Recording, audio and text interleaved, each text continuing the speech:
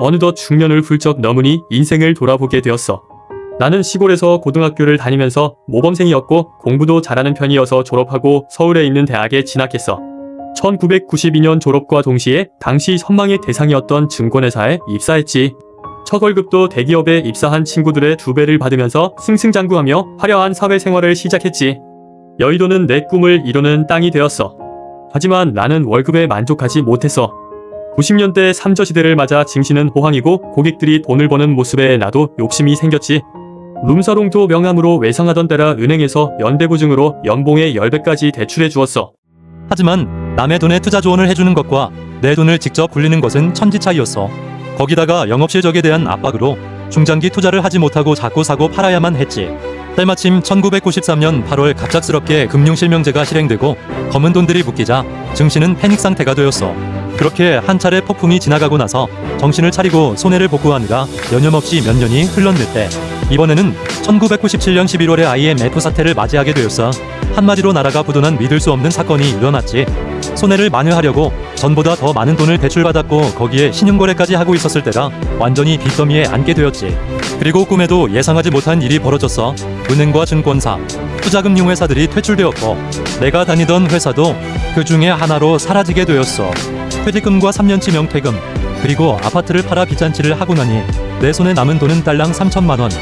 3천만 원으로 내 식구가 서울에서 살 수 있는 산동네 꼭대기 빌라로 이사를 갔다. 나는 이 위기를 타개하기 위해 특단의 조치를 취해야만 했다. 회사가 퇴출된 후 지하자금에 집결지인 명동에서 프리랜서 투자 상담사로 다시 재기를 꿈꿨어. 특단의 조치는 바로 작전이었어. 다시 영원까지 끌어모아 대출을 받았고 작전주는 순조롭게 상승하여 10배의 수익이 났지. 그동안의 손해를 모두 회복했지만 나는 욕심을 버리지 못하고 목표 주가를 높였다가 그만. 배신한 대주주가 300만 주를 매일 하한가에 팔았고 소문이 퍼져 주가는 거래도 없이 곤두박질 쳤어. 10배로 불어났던 자산은 다시 흔적도 없이 사라졌어. 부르는 여기서 그치지 않았지. 알카에다의 9.11 뉴욕 테러로 전 세계가 충격과 공포에 휩싸였어. 글로벌 증시와 한국 증시는 충격에서 벗어나지 못하고 투자 심리는 얼어붙고 말았어. 이자를 감당하지 못하고 결국 고객 계좌에 손을 대 횡령으로 구치소를 가게 되었지.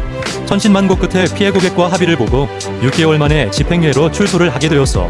하지만 그 당시 연좌제 때문에 금융사고를 저지르면 다시 금융권에 재취업을 할 수 없었어.